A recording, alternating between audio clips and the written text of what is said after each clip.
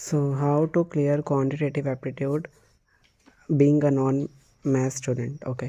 So, अगर आप non-math students हैं तो quants में score करना is not very tough. There are lots of chapters which you can do and easily get up more than 70 marks. तो बहुत सारे चैप्टर्स है विदाउट बीइंग जो आपने 12th 11th में नहीं करे या फिर भी अच्छा स्कोर कर सकते हो।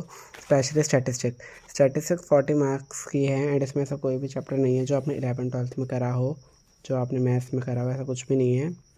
तो जिन्होंने 10th तक की मैथ करी है या नहीं भी करी है वो भी इसको ईजिली कवर अप कर सकते हैं। ये बहुत ज़्यादा वेटेज है तो इसमें तो सारे के सारे चैप्टर्स आपके वेरी वेरी इंपॉर्टेंट है।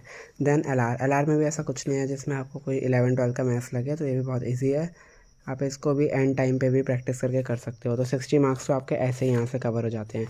देन कुछ ये रेशियो, प्रपोर्शन, इक्वेशन, ये सिंपल इंटरेस्ट, ये टाइम वैल्यू ऑफ मनी वाला चैप्टर, सीक्वेंस सीरीज़, ये भी कुछ ऐसे चैप्टर हैं जो काफ़ी स्कोरिंग है और विद इन शॉर्ट टाइम कह सकते हो जाते हैं। और इसमें भी कुछ 11 12 का कुछ मैथ्स नहीं लगता। हाँ, परमुटेशन, कॉम्बिनेशन और आपका ये सेट्स रिलेशन या फिर ये आपका इंटीग्रल, ये 3 चैप्टर 5th 7th 8th ये आप चाहो तो छोड़ सकते हो बिकॉज इसमें आपका 11th एंड 12th का मैथ्स आ जाता है, जिनमें अगर नॉन मैथ्स है तो उनको थोड़ा टाइम लग सकता है सीखने में। बाकी यार ये कुछ ज़्यादा स्कोर भी नहीं है, कुछ वेटेज वाले चैप्टर्स भी नहीं है, इनमें से बहुत कुछ क्वेश्चंस ही आते हैं। तो आप इनको स्किप करके जो मैंने चैप्टर बताए थे वो सारे कर सकते हो। तो आपको किस पे फोकस करना है? सबसे पहले आपको स्टैटिस्टिक पूरी करनी है, स्टैटिस्टिक बिल्कुल भी नहीं छोड़नी है। Statistic complete, L R complete.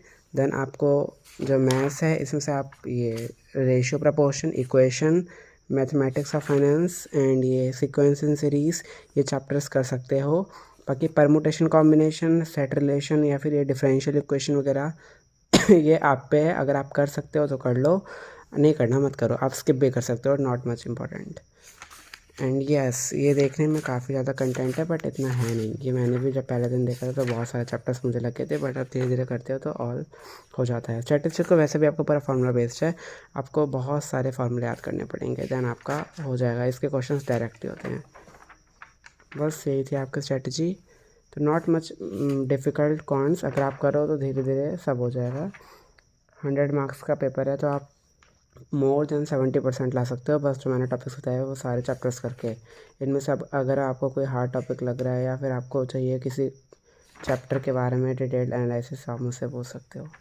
या फिर अगर आपको कुछ और कोई और सब्जेक्ट वाइज कुछ स्ट्रैटेजी चाहिए तो आप मुझसे पूछ सकते हो। तब तक के लिए बाय बाय।